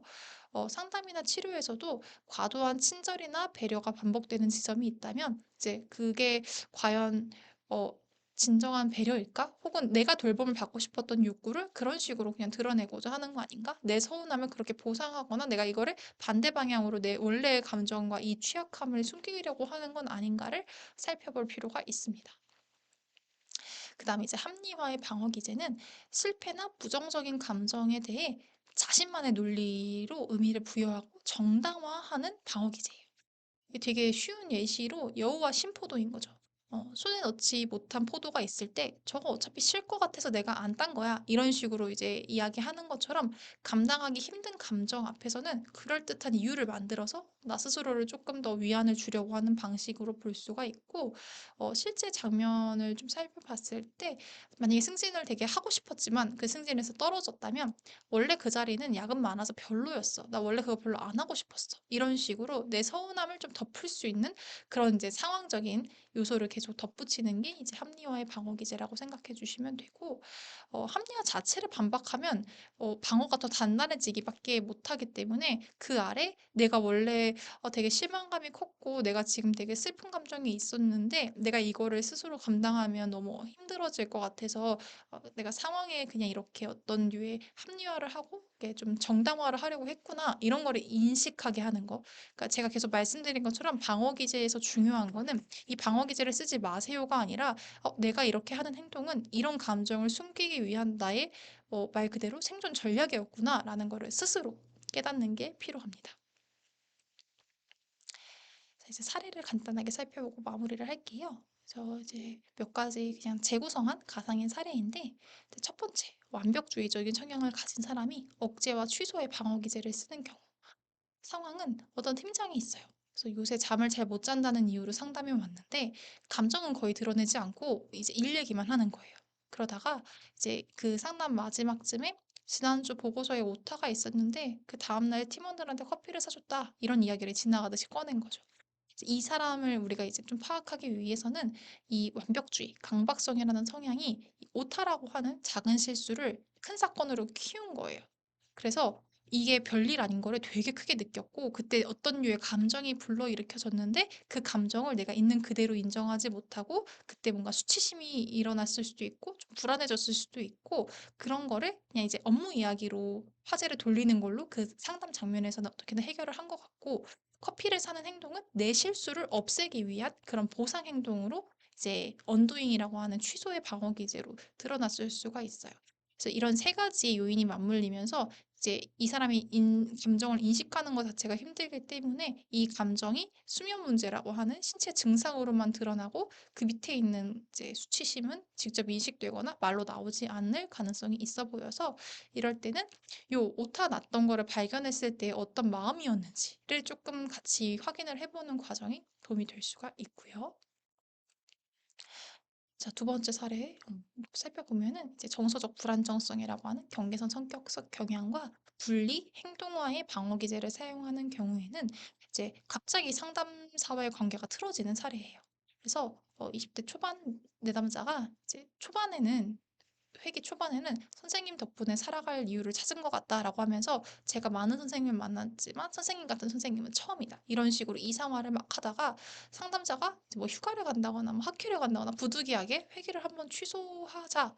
그다음에는 역시 선생님도 똑같아요. 선생님도 이제 "나를 버렸어요." 이런 식으로 화를 내고 상담을 그만두겠다고 통보하는 이런 모습을 보이는 경우 살펴봤을 때 이 상황에서도 이 사람이 정서적으로 불안정성을 갖고 있기 때문에 회계가 취소됐다는 그냥 누구에게나 적용되는 모든 내담자에게 적용되는 일반적인 요 상황을 '나를 버렸다.'라는 상실로 확대해서 받아들일 수가 있고 이 사람이 이제 스플리팅 그러니까 분리라고 하는 방어 기제를 쓰고 있기 때문에 이 좋은 사람이 갑자기 최악의 사람으로 이제 평가절하되는 이런 과정을 거친 거고 행동화를 사용하고 있기 때문에 이렇게 평가절하된 감정을 그 상담 중단이라고 하는 행동으로 즉시 옮기게 되는 이런 양상이 나타났을 수가 있어요. 그래서 뭐 저희는 당연히 분노를 개인적으로 받아들이지 않는 것뿐만 아니라 이렇게 취소됐다는 소식을 들었을 때 어떤 마음이었는지를 좀 한번 살펴보고 그 마음이 어떻든 간에 이거를 받아주고 그 감정이 안전하다고 하는 경험을 해주는 거 그리고 결정을 바로 확정짓지 않고 조금 유보해 보는 거 이런 것들이 도움이 될 수 있다라고 생각을 하고요. 자, 그다음 세 번째 사례. 좀 어려운 사례이긴 해요. 과도한 의심, 편집증적인 성향을 가진 그런 내담자가 투사의 방어 기제, 수동 공격의 방어 기제를 사용하는 사례인데 일단 상황을 살펴봤을 때는 동료들이 나를 은근히 따돌린다라고 하면서 상담해 왔고 구체적인 근거를 물으면 회식 때 나만 안 부른 것 같다. 내 메일에만 답이 늦는 것 같다. 이렇게 애매한 정황만 있는 거예요. 근데 정작 본인은 팀 회의에서 동료 의견에 회신을 미루는 습관이 있는 거죠. 여기서 편집성이 과도한 의심이 애매한 상황, 되게 애매하죠. 회식 때 나만 안 불렀는지 아니면 그게 회식이 아니라 그냥 소수의 모임이었는지 모르는 거고 내 메일에만 답이 늦다는 거는 다른 사람의 메일이 얼만큼 빠르는지 모르는 건데 이런 애매한 상황을 나를 따돌리는 걸로 해석했다라는 거.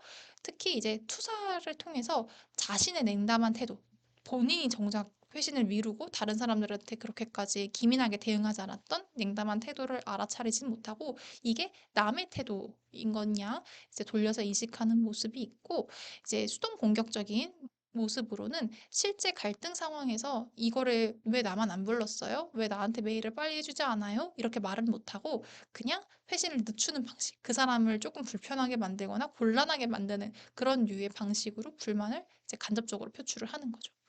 그래서 이런 상황에서 "그걸 왜 따돌렸다고 생각해요?" 라는 식으로 반박을 하는 것보다는 회식을 나만 안 부른 것 같다라고 하면은 몇 명 중에 누가 갔냐?"부터 시작해서 "내 메일에만 답이 늦다."라고 하면은 "다른 사람들은 언제 받았는지 혹시 알고 있냐?" 이런 식으로 그냥 정말 그랬을 수 있겠는데 그럼 하나씩 하나씩 우리 좀 찾아볼까요?" 이렇게 이제 다른 해석 가능성을 같이 놓아 주는 것이 가장 안전하다라고 이야기를 드릴 수가 있어요. 자.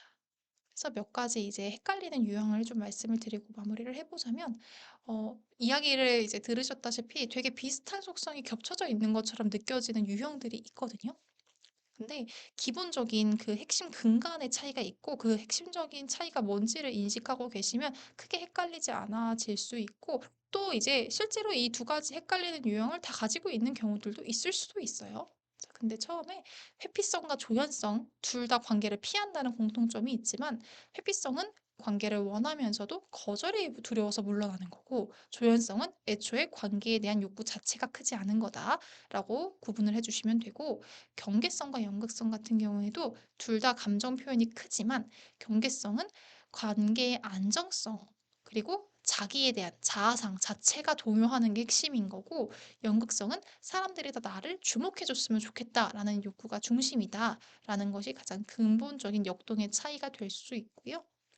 그다음에 자기애성과 반사애성 둘 다 타인을 잘 살펴보지 못하지만, 자기애성은 다른 사람보다 내가 제일 우선시 돼서 앞서고 싶고 내가 제일 나서고 싶고 제일 모두에게 뭔가 인정받고 싶은 욕구가 기본이라면, 반사애성은 규칙 자체가, 그러니까 다른 사람의 권리라든지 욕구 자체가 크게 중요하지 않은 게 핵심이다라고 생각해 주시면 되고, 방어 기제에서도 억제랑 부인의 차이를 살펴보면은, 억제는 감정을 알면서 의식적으로 미루는 거, 부인은 감정 자체를 인식하지 못하는 거. 이제 의식적인 처리냐, 무의식적인 처리냐의 차이가 있는 거고요.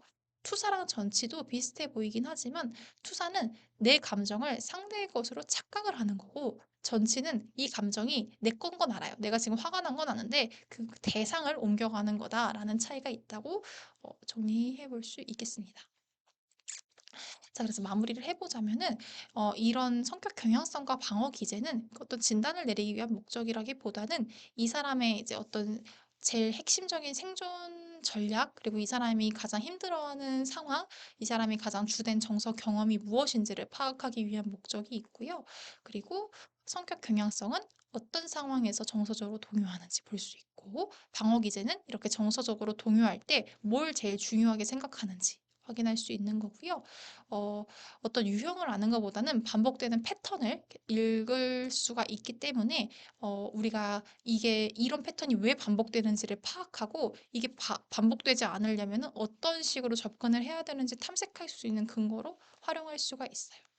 그래서 항상 이제 성격 경향성과 이제 방어 기제는 파악하기도 어렵고, 조금 파악을 했다고 해도 접근하기가 애매한 부분들이 있을 수가 있는데, 우선 기본적으로 저희가 이 검사 결과, 그러니까 그래도 표준화된 검사 결과를 통해서 이 사람이 어느 유형과 어떤 카테고리에 있는지 정도에 대한 기본적인 어떤 인포메이션을 가지고 이제 치료나 어떤 이후의 방향을 논의하는 것이, 아마 그 대상자, 내담자에게도 가장 적합한 개입을 제공할 수 있는 방법이지 않을까라는 생각이 듭니다. 네, 그래서 오늘도 긴 시간 강의 이제 들어주셔서 감사하고요. 또 저희는 9월 달 정기 강좌에서 뵙도록 하겠습니다. 감사합니다.